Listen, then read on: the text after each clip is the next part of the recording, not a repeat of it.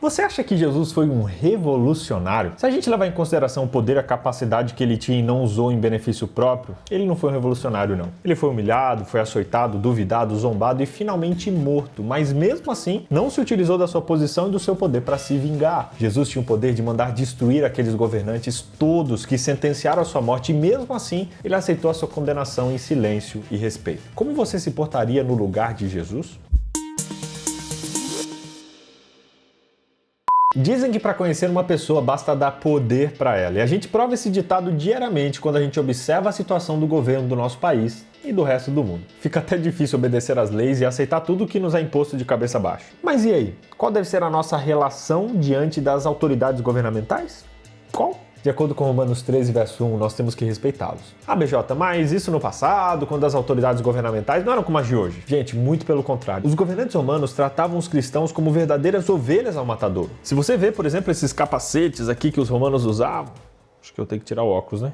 Se você tentar se lembrar um pouquinho dos soldados romanos, das histórias de Roma, de tudo que a gente vê nos filmes, você vai se lembrar que o governo romano não era nada de bonzinho, não. Era provavelmente muito pior do que os governos que nós temos hoje. E o que Paulo disse em relação a eles? Que deveriam ser respeitados e obedecer o que eles falassem, que estivesse de acordo com a palavra de Deus. Paulo sempre orientou a igreja primitiva a manter um bom relacionamento com as autoridades constituídas e disse para orarem pelos perseguidores deles. Eles deveriam procurar tratar bem os que os maltratavam, apesar de toda a perversidade deles. Em vez de incitar rebelião, vingança, eles deveriam confiar no julgamento divino e, enquanto isso, vencer o mal com o bem. Agora, BJ, com tanta coisa acontecendo hoje que é contrária ao que a gente acredita, com as nossas crenças, com as crenças da Bíblia, como a gente tem que se relacionar então com as imposições feitas pelos governos ou pelas autoridades civis? A gente deve ser submisso aos governantes, o máximo possível, desde que isso não comprometa a nossa lealdade a Deus. Isso significa que devemos pagar os nossos impostos, demonstrar respeito pelas instituições públicas, tudo isso. As escrituras ratificam essas responsabilidades. Precisamos ser fiéis mesmo nos mínimos deveres. É difícil às vezes, mas não é impossível.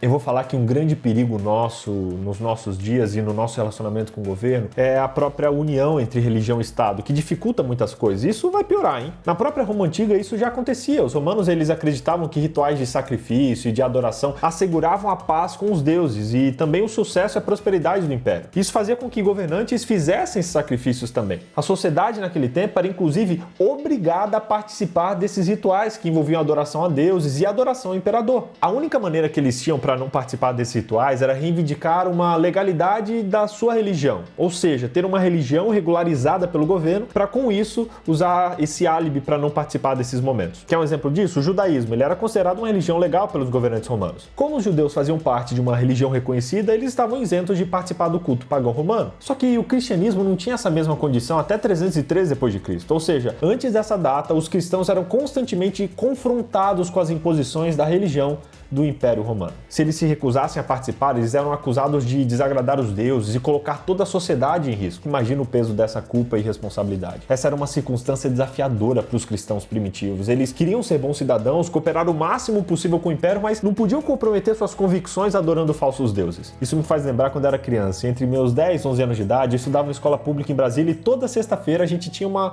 hora cívica. A gente cantava o hino nacional e orava ali a oração de Ave Maria. Eu não tinha muita noção das coisas ainda, mas eu lembro que na minha casa a gente não adorava Maria, não fazia essas orações a Maria. Eu respeitava todo mundo ali, só que pra mim era diferente. Eu lembro que eu quietinho ficava recitando a minha oração do Pai Nosso, bem baixinho, ficava ali no meu mundinho até aquela cerimônia acabar. Essa foi a minha forma como criança de lidar com a situação. E você? Como você se comporta ou como você se comportaria se sua crença religiosa fosse confrontada? Hoje é até pop ser cristão, mas eu te pergunto, e se isso mudar? E se o jogo virar e o cristão começar a ser perseguido? E se você começar a ser perseguido ou até ameaçado de morte por seguir Jesus?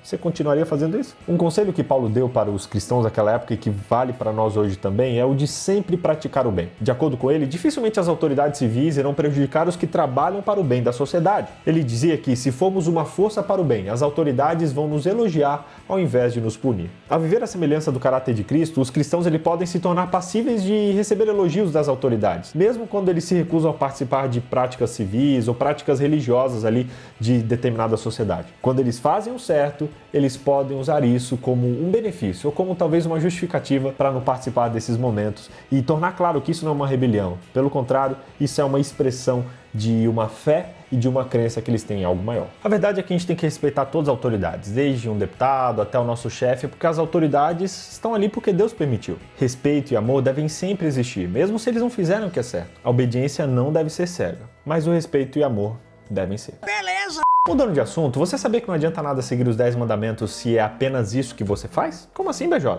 É isso que eu disse mesmo. Se você seguir os mandamentos, não significa muita coisa. Os 10 mandamentos, eles representam o mínimo do padrão do comportamento cristão. Mas a gente tem que buscar o máximo, que é uma vida plena de amor. A Bíblia diz, não devam nada a ninguém, a não ser o amor uns pelos outros, porque aquele que ama o seu próximo está cumprindo a lei. O amor cumpre a lei, mas o inverso não é automaticamente verdadeiro. Cumprir a lei nem sempre significa manifestar amor, entendeu? Por exemplo, você pode não matar, não roubar, não adulterar, enfim, fazer tudo isso por medo de punição. Assim você está cumprindo a lei, mas você não está elevado no padrão do amor. Por outro lado, o verdadeiro amor sempre cumpre a lei. Se nós amamos, certamente a gente não vai adulterar, não vai matar, não vai roubar e não vai cobiçar. Louco isso, né? Na verdade, lindo isso. Um grande exemplo disso eram os fariseus, que cumpriam as leis, mas não amavam ninguém. Não adianta nada. Olha só o que Paulo diz lá em Romanos capítulo 13, verso 9. Pois estes mandamentos, não adulterarás, não matarás, não furtarás e não cobiçarás, e qualquer outro mandamento, todos se resumem neste preceito. Ame o seu próximo como a si mesmo. Relacionando os mandamentos com o nosso dever civil, a gente precisa entender que como cristãos a gente não deve se curvar diante de leis governamentais que nos obrigam a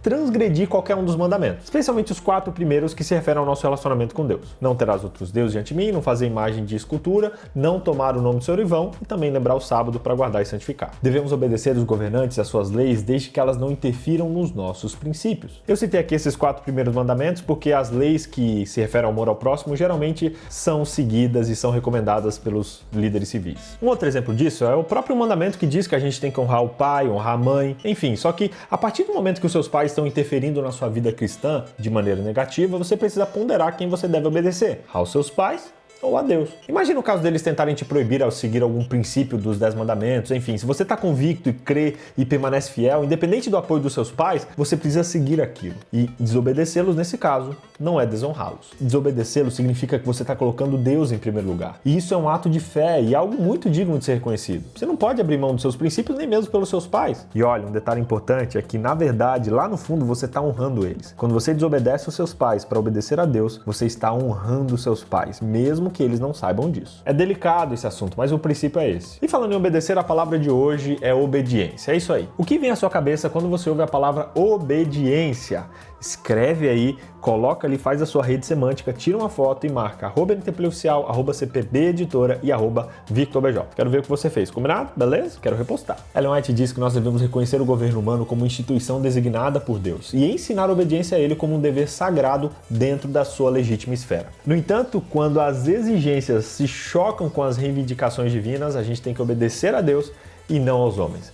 A sua palavra precisa ser reconhecida como estando acima de toda a legislação humana. Resumindo então, primeiro, temos que respeitar as autoridades governamentais e obedecê-los, desde que isso não interfira nos nossos princípios. Segundo, não adianta nada guardar a lei e não amar o próximo e a Deus. Terceiro, temos que ser cidadãos exemplares. E quarto, temos que acordar do nosso sono espiritual. Pare de perder o seu sono e o seu tempo discutindo política no Facebook e no grupo da família. Geralmente esse tipo de discussão não leva a nada e acaba em briga. Viva sua vida dentro dos princípios que a Bíblia defende e ore pelo governo da sua cidade e do seu país. Não fica promovendo algazarra e desavença, não. O seu estilo de vida vai mostrar para o seu próximo o que você defende, o que você acredita e o que você obedece. Seja um cidadão que vive e promove o amor. E entenda que a nossa redenção está próxima. Por isso, acorde. Já já a gente vai estar voltando para nossa terra natal, o céu. Não vai dormir no ponto, hein? Eu quero estar juntinho com você lá. E se você gostou dessa lição, eu quero te convidar a receber tudo isso por escrito lá no seu e-mail. É isso mesmo, eu mando todo o roteiro escrito no e-mail. É só você clicar no link que eu deixei na descrição do vídeo e se cadastrar que eu mando para você. Valeu, galera. Tchau, tchau.